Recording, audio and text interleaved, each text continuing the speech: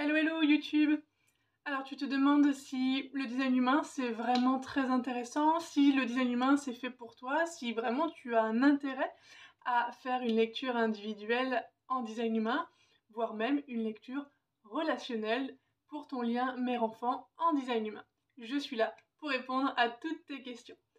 Déjà, le design humain, qu'est-ce que c'est? C'est un outil de connaissance de soi révolutionnaire qui va te permettre de connaître ton mode d'emploi.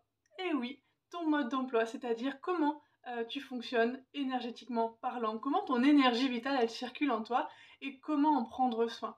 Mais également ton fonctionnement émotionnel, relationnel, psychique, voire même physique. Quelle est ta façon d'être au monde? Quelle est ta façon de voir le monde? Quelle est ta façon de ressentir les émotions et de les exprimer? Quelle est justement ta façon à toi de t'exprimer? C'est hyper intéressant parce que quand tu découvres le design humain, tu découvres ton identité véritable, ton fonctionnement pur, authentique, avant qu'il ait été euh, désaligné par tous les conditionnements rencontrés depuis que tu es né, depuis que tu es enfant. Et oui, parce que déjà, rien que d'un point de vue purement énergétique, on se rend compte, et c'est pour ça que la relation, enfin la lecture relationnelle en design humain est hyper intéressante avec ton enfant, voire même avec ton amoureux ou ton amoureuse, eh bien on voit que les énergies des deux designs, quand les deux designs se rencontrent, ça forme un troisième design et on voit tous les changements qui s'opèrent, euh, toutes les nouvelles portes qui s'activent, les centres énergétiques qui s'activent, tout ce qui vient finalement nous compléter, mais en même temps nous désaligner si on perd de vue. Et du coup, la lecture individuelle en design humain est très importante à faire avant cette lecture relationnelle ou après, mais en tout cas, c'est très important de l'avoir en tête et puis de l'expérimenter et de cultiver cette connaissance de soi à travers le design humain tout au long de sa vie. Et oui, pourquoi?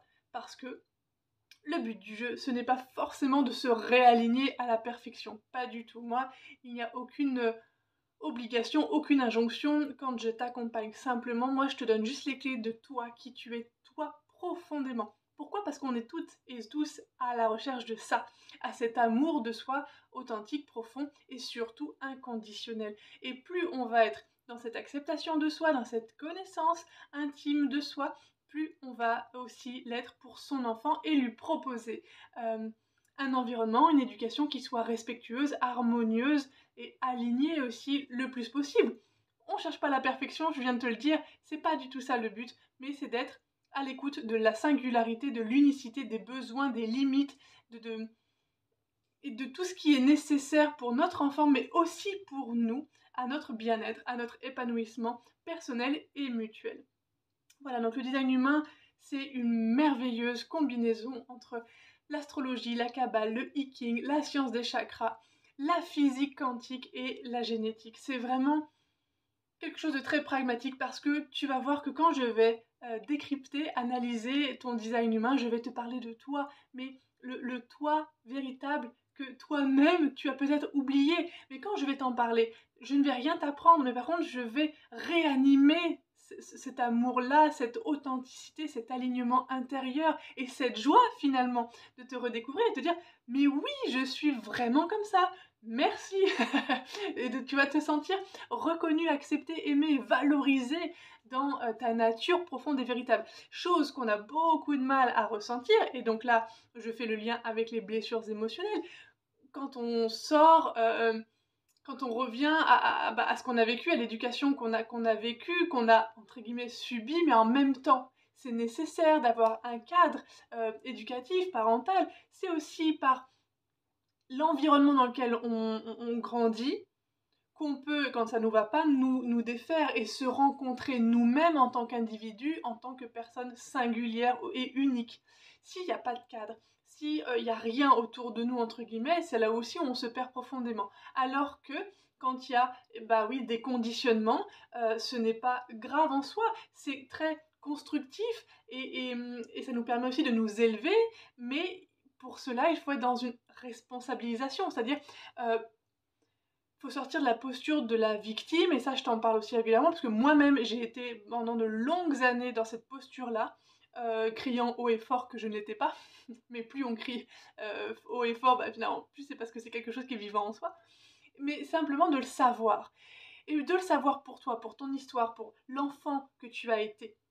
C'est hyper important, déjà, de faire la paix avec ça, d'être en connaissance de cause, j'ai envie de dire, de ça, justement de te tourner vers des outils tels que le design humain pour t'aider, voilà, à te rappeler, si tu as besoin, de qui tu es vraiment, t'aider à valider, et même si les design humains ne valident rien du tout, ce n'est pas du tout une autorité qui exerce quoi que ce soit sur toi, mais tu vois ce que je veux dire, moi ça a été une véritable libération.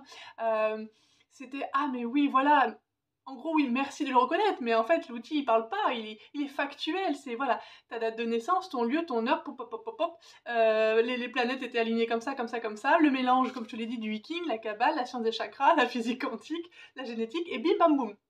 Voilà. Et ça fait du bien. Et de savoir ça, eh bien, ça permet aussi de déculpabiliser et d'être beaucoup plus sereine concernant notre enfant, notre ou nos enfants. C'est-à-dire, ok, je sais que moi, je vais conditionner mon enfant, déjà par mes propres énergies, par ma façon d'être qui est différente de la sienne, mais voilà, c'est mon cadre éducatif, c'est ma façon de voir les choses. Je sais aussi que ce n'est pas celle de mon enfant, ça c'est hyper important, comme ça permet d'être en respect, à l'écoute aussi de cet adulte en devenir que sont nos enfants. Ça nous permet aussi de nous inspirer d'eux, de co-créer aussi un lien harmonieux, bienveillant, joyeux, et avec encore beaucoup plus d'amour. Mais il n'en reste que c'est comme ça. On va le conditionner, on va le blesser aussi par nos attentes, par nos propres blessures, mais la bonne nouvelle, c'est que plus tu vas mettre de la conscience dessus, plus tu vas mettre de la lumière, tu vas mettre de l'honnêteté, j'ai envie de dire, parce que, en tout cas, c'est ce que je suis en train de faire depuis plusieurs années, et encore, et encore, et encore, d'être honnête sur moi, en disant, là, je me planque, là, j'ai la trouille, là, je suis un peu coincée, ou je tiens un petit peu trop durement les rênes parce que j'ai peur, parce qu'en fait, tout n'est qu'une question de peur et de survie. Voilà. Et d'en avoir conscience, et le design humain t'aide aussi grandement à avoir conscience de ça. Tu te rends compte à quel point tu es imparfaite, mais que c'est parfait parce que ton imperfection laisse la place à l'autre. Ton enfant, ton conjoint, ta conjointe, tes amis, ta famille. Et que c'est aussi par le contact de l'autre, et donc le conditionnement temporaire, parce que le design humain aussi t'explique comment te débarrasser, te libérer de tous ces conditionnements énergétiques, notamment par les centres blancs, qui sont sous l'effet temporaire des centres définis de la personne en face, des centres colorés. Et ben, ça devient un jeu de rencontre. Et là, la relation, elle est beaucoup plus agréable, elle est beaucoup plus fun, plus joyeuse et très instructive. Et on dit souvent, l'autre est un miroir, etc. Oui, oui et non. Parfois, oui, ça renvoie à ce que nous, on aime ou qu'on n'aime pas.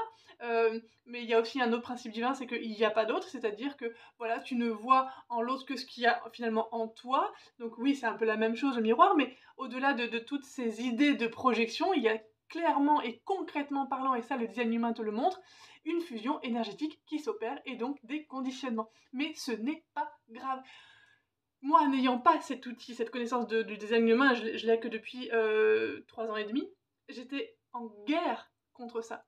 Et donc j'étais dans le rejet de l'éducation reçue, des conditionnements, des croyances limitantes, des schémas répétitifs, de ce que je pouvais voir par exemple chez ma mère, ou que je voyais chez moi et que je me disais « Oh mon Dieu, on dirait ma mère », etc. Et j'étais dans le rejet. Mais être dans le rejet, c'est pas bon non plus.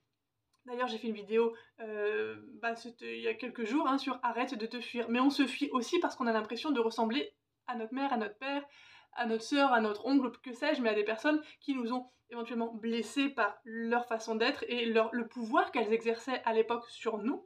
Mais quand on revient en amour de soi, donc par la connaissance de soi, par l'acceptation de nos imperfections, par le fait d'avoir une sécurité intérieure, on n'est plus dans le rejet.